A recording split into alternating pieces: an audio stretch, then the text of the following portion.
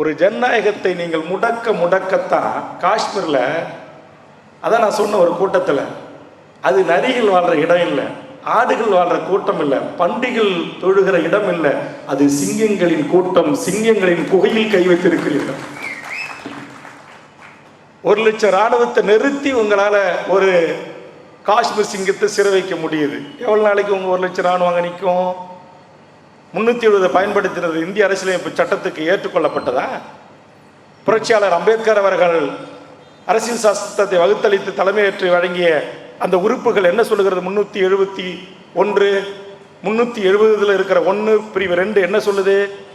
காஷ்மீரில் இருக்கிற மக்களால் தேர்ந்தெடுக்கப்பட்ட ஒரு சட்டமன்றத்தினுடைய அனுமதியை பெற்று அவர்கள் ஏற்றுக்கொண்டு அவர்கள் சட்டம் இயற்றி அதை இம்ப்ளிமெண்டேஷன் பண்ணால் மட்டும்தான் உங்கள் இந்திய நாட்டுடைய செங்கோட்டை என்று சொல்லக்கூடிய அந்த இந்திய நாட்டுடைய நாடாளுமன்றத்தில் இயற்றப்படுகிற சட்டங்கள் செல்லும்.